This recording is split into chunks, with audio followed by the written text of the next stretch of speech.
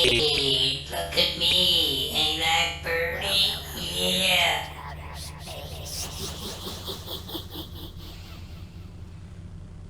This is your friendly outer space avian. Coming to the Earth from who knows where.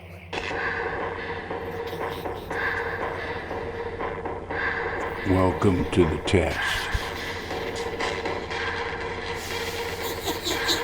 The time has come to begin the welcoming Where committee. you going?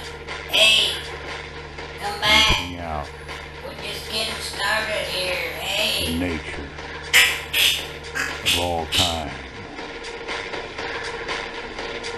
This could be the beginning. But you don't know. You don't know. You don't know. You don't know. Bird boy, you don't know. What am I talking about? You don't know.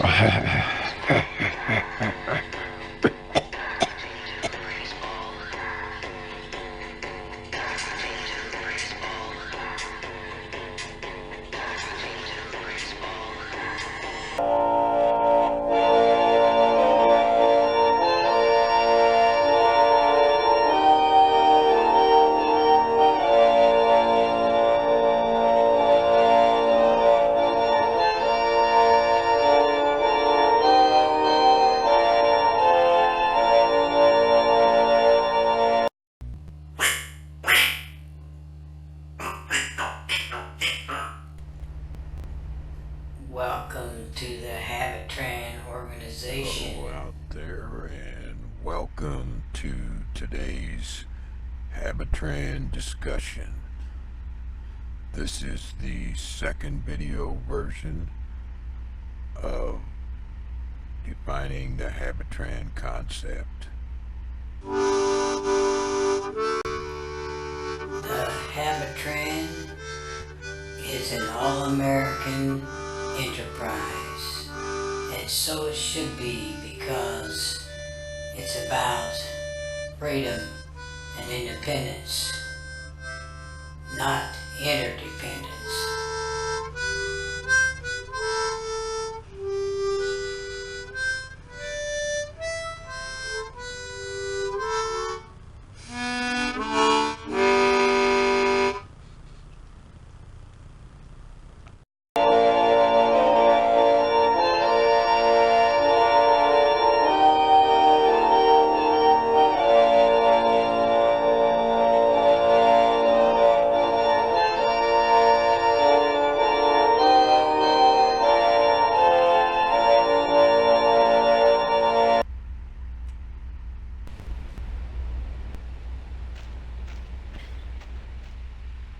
I am your host, Lyric, the Avatar, coming to you from the beautiful there.com, which is a virtual world online in which you can visit anytime and join up if you want to.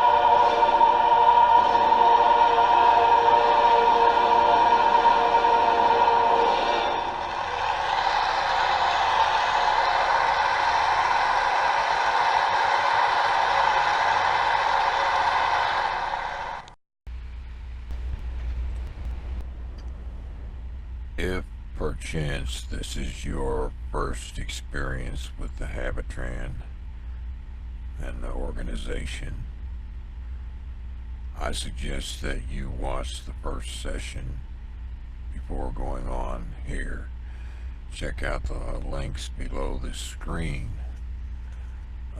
One link is to the first video on YouTube, and the other link is to the Habitran website where you can read about the Habitran, and that is habitran.20fr.com.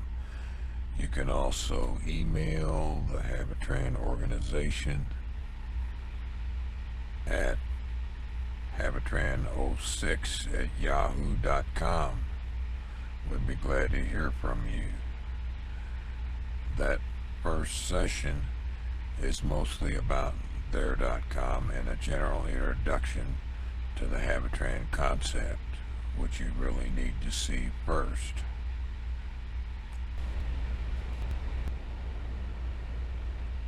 So, starting from approximately where the first session started, where the first session ended.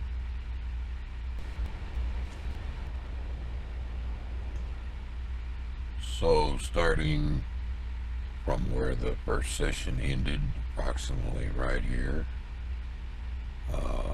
I introduced this simple version of a Habitran to facilitate the visualization of the concept complements of their.com personal supply storage.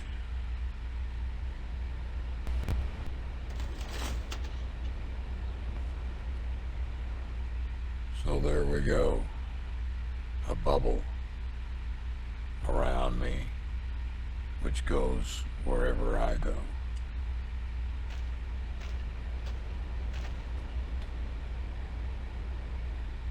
Backwards or forwards.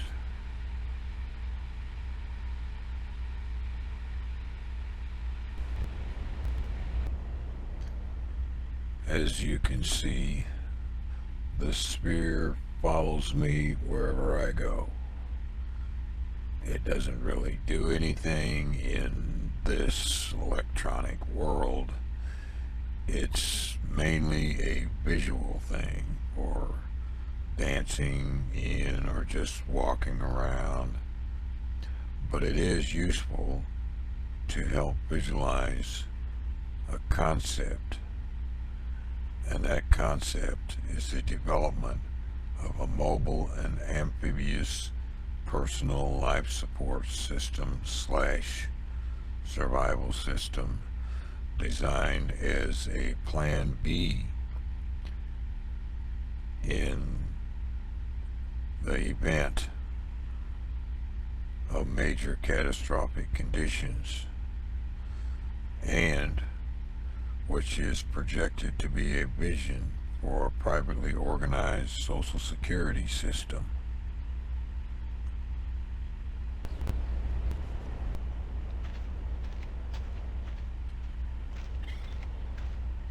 As I go along, I want to keep reminding you that their.com is like a moving, living work of art.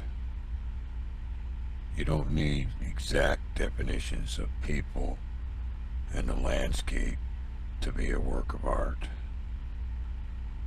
But there are some scenes in their.com that amazingly makes life that imitates art imitating life.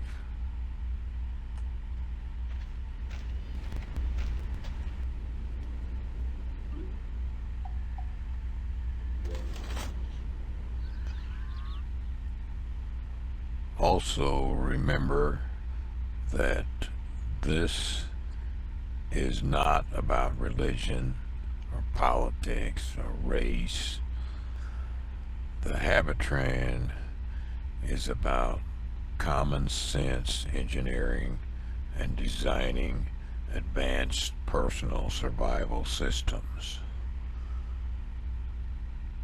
Now, take a look at another video game called Fate.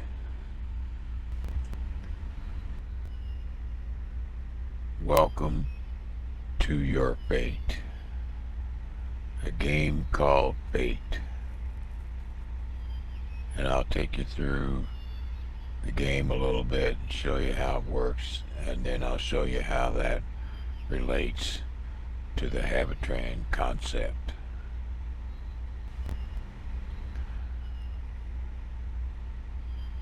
So I'm going to continue the game. I got 2 games here. I'll take this guy and we'll continue playing. So here we are at the town of Grove. You have all these townspeople that you can walk around and talk to. And they'll give you quests, whatever. And then you go down in the dungeon and kill monsters. That's the basic way it works. And he has these powers that he's worked up.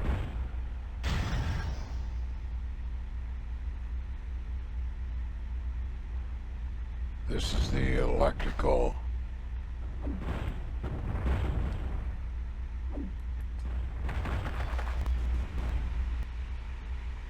So here's my little guy, and he has different powers. And here's like an electrical charge.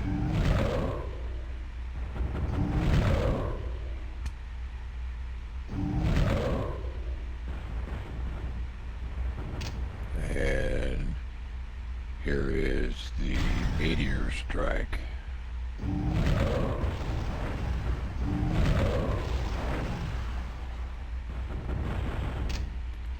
And this one, you can make your enemy feeble. You can throw a cobweb over them. You can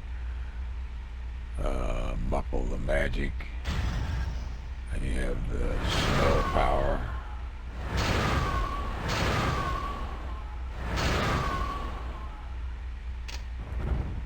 And then you can blast everything away from you. It doesn't affect your pet, just the enemy. Now, here's how it relates to the Habitran. He has what's called the reflection. It reflects a hit back to the enemy.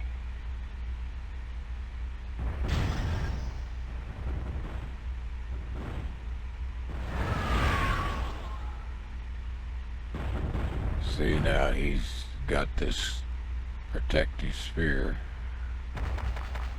that goes with him wherever he goes.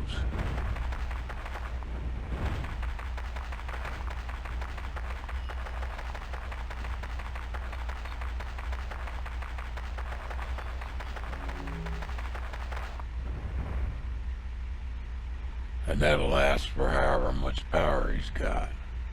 And you can check his power here. Attack magic 83, so he can last about 2 minutes. But the point is, this is the same concept of the Habitran, creating a sphere around a person that has different functions to protect that person and give him other powers. The question is, can we build something like this? And the answer is, if you can visualize it you can probably build it. And the objective is to visualize the concept.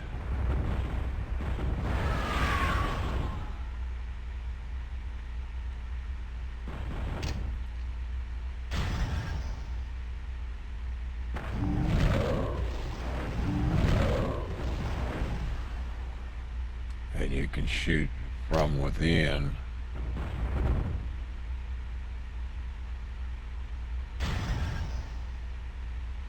And protection is still there.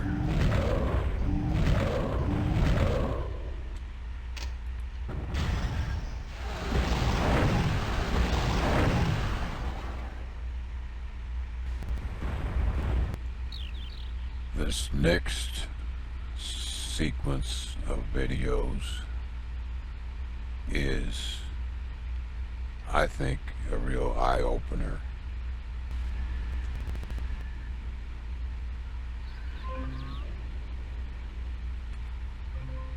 What? Did I do something?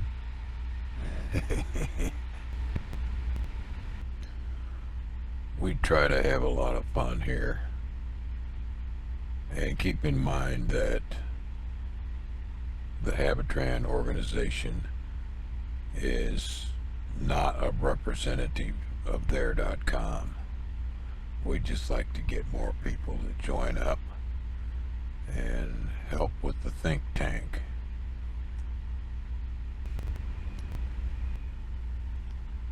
For these next few clips, it would be a good idea to watch that whole thing in its entirety, which I have provided a link to on this page. And here's the ascended Jesus standing on a stairway, just like Gilgamesh, standing in a gateway, just like Gilgamesh, but instead of two janitors on either side of the gate holding up a ringing portal, we have two angels. This is exactly the same scene that we saw in the cylinder seal from ancient Iraq. This, to me, talks about the power of this image and the power of this archetypal story of humans transforming themselves preparatory to entering that gate filled with light. And the recognition that all of us have this divine being within us. Objective, that's what is the ultimate quest of ancient Egyptian civilization, and also, I believe, the reason why the Anunnaki came to Earth many thousands of years ago. Like the Anunnaki, the ancient Egyptians believed that we have a soul, and that our soul can ascend into the heavens. The Egyptians said that we come to reside in the heavens as a star or a star being. And if the human soul passed all the tests that it would encounter in what's called the Duat or the netherworld, then it would become one with Osiris, the Lord of the Duat, and would live forever in the night sky as a bright star. What we're looking at here on the left is a scene from one of the shrines of Tutankhamun, which is one of the greatest alchemical books ever written. And it describes Tutankhamun's metamorphosis or transformation from an earth being into a star being. The ancient Egyptians left us all kinds of keys and codes about human transformation or metamorphosis. And on the right, we see Padmasambhava, the Guru Rinpoche, as he's also called, from the Tibetan tradition. He is portrayed in what is called the rainbow body of light.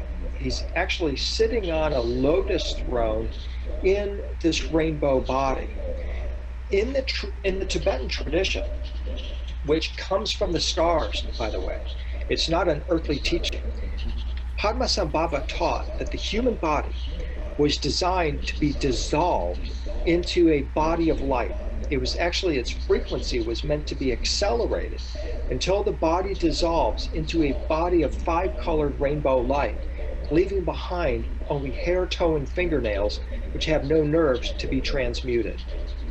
That, to me, is the same as the non-molecular light body that the ancient Egyptians were trying to achieve. Now, Tibetan researchers don't make the connection to ancient Egypt, and and traditional Egyptologists don't connect the resurrection body of Osiris to the Tibetan rainbow body. But I'm making that connection, and I'm making that connection in my name, just so that, not out of ego gratification, but so you know that we're breaking some new territory here, but also so that if you want to reference more material about this, you can look in my body of works, including my books, The Secret of Sion and The Lost Secret of the Watchers, for more material about this unique connection, because I think it's profound, I think it's powerful, and it links all the world's religion. That's ultimately the picture, the big picture of the ancient world.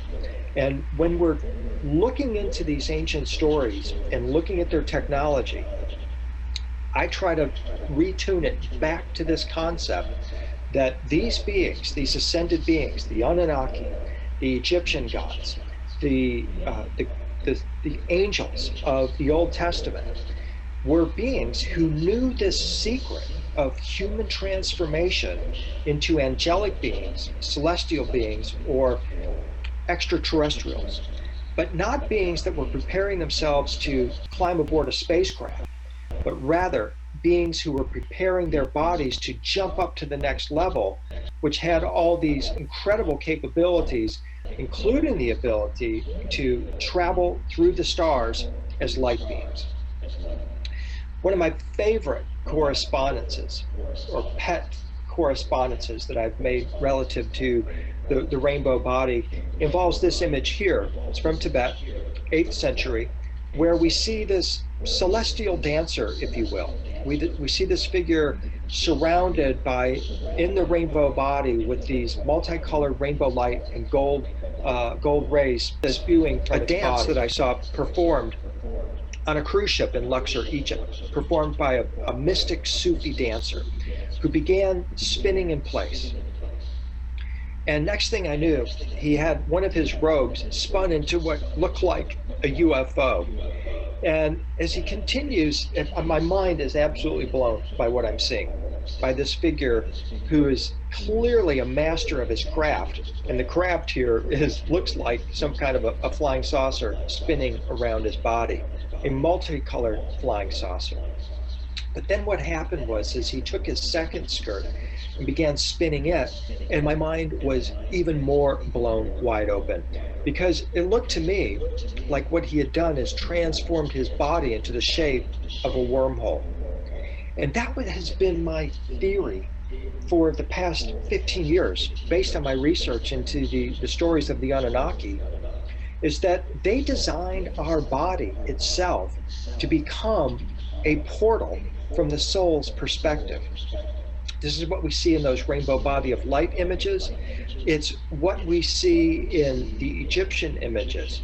It's about the human body activating its latent capabilities and turning itself into a glorious rainbow body of light that in fact is able to, if not itself become a wormhole, to in fact open our body for that spiritual purpose. Now, I realize I've taken you down a bit of a yellow brick road here, and that Oz might seem a little bit in the distance here. And I realize that getting a concept of a morphing body, of our transformation into a being that's capable of phasing into a light being and back into flesh if we so desire, which is what the rainbow body beings are able to do, is perhaps hard to grasp. But I'm going to show you here in this example from The Wizard of Oz that it's been implanted in our consciousness. And this is in fact what the good witch Glinda does in The Wizard of Oz. So let's watch this brief sequence here of these images here, of screenshots from the movie when Dorothy first appears in Oz and Glinda first appears to her. She appears as an orb of light. And as she gets closer, what we start to see is that orb of light changed colors. And inside the orb, we start to detect a human form. We see Glinda manifesting out of this bubble of light. This is exactly what the the Tibetans say we can do with the rainbow body, and what I would suggest the Anunnaki also had the capability of doing was morphing out of their light body form, or phasing out of their light body form into a flesh and blood form, and then back into their light body form. And what's kind of funny here is that Glinda even wears the crown. She also holds the staff, the star staff that's capable of opening holes in heaven, and she wears a glittering robe of light. Here we're looking at a Ptolemaic king, a human being who has portrayed himself as an ascended celestial being, who is now riding upon that ship of eternity as an ascended being. One of the things that I'm noted for is making the connection between the way the ancient Egyptians portrayed the ship of eternity and how precisely it matches the way modern science portrays a wormhole. And again, this was actually one of the starting points, as well as my studies in the Anunnaki, to recognize that these beings are actually Stargate travelers. That's what this imagery is showing us, that when the resurrected Pharaoh travels to Orion, as we're told he does in the Egyptian resurrection text, he's traveling the stars on the ship of eternity, which is what we call a wormhole. The Egyptians called it the Ark of the Millions of Years, or the ship of eternity, but it's clearly a wormhole that we're describing here, and it's the method of transport through the cosmos. And the thing is that the ancient Egyptians were very clear that this flesh and blood body was not going to be able to travel that wormhole. A transformation of our body into a non-molecular light body was required in order for that to bring this holy teaching to Earth. So here again, we're looking in detail at Padmasambhava with the crown, the stick, the Vajra, the lotus throne, and the golden rays. Going forward, we see this identical imagery in the Jewish mystical tradition, where now we see Elijah in 800 BC ascending into the heavens in a whirlwind. He did this at a place called Gilgal, while 50 sons of Anak, or Anunnaki, witnessed this ceremony. And as Elijah is ascending on the whirlwind, he turns to his priest Elisha and transmits to him his holy garment, which is called his pala, or miracle garment. This is exactly the same as the crossed garment of ancient Egypt. It's exactly the same as the garment of Ptah. It's the same as the miracle garment of Ishtar. It's this transmittable garment that has been passed along throughout time. As I said at the very beginning, I believe that ascension was the reason why the gods, or the ascended ones, the avatars, came to Earth originally. And for more detail on this, you can go into my book, The Lost Secret of the Watchers, if you're interested in the Anunnaki, and how their true intention was to bring these ascension teachings to Earth. The gold that they sought was the golden souls, the purified souls of humans that can then ascend into the heavens. And with that, we truly gain a deeper and more true understanding of our cosmic connection. Cell phone, I have a screenshot of Padmasambhava. You know, the average person looks at their cell phone 200 times a day. That's what we're being told. I hope I don't do it that many times, but I know I do it quite a few times. And so every time I'm looking at Padmasambhava in his rainbow light body, I have a backstory of understanding that tells me that because he's a guru, an avatar, Ptah can manifest through an image. This is fundamental understanding of how the Tibetans believe the rainbow light body vibration is transmitted. It's done through paintings, tankas, such as what we're looking at here, which was gifted to me by the Wind Horse here in London, which is a wonderful online resource for Tibetan tankas, the Wind Horse Foundation. They became aware of my work and offered this tanka to me as a gift to assist in this teaching. Behind it is this powerful idea that the image of Padmasambhava is actually a sacred mirror. It's an icon, a portal, through which the vibration of Padmasambhava can manifest and transmit to us the holy vibration of the rainbow body of light. So that's why I highly encourage people to utilize it as an open eye meditation. And I would encourage you here to do the same. So.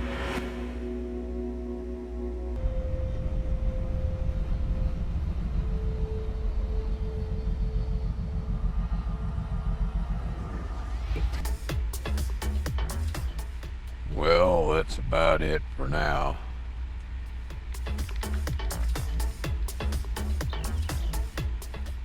I'm gonna head on down the road and see you in the next installment of Habitran Thinking.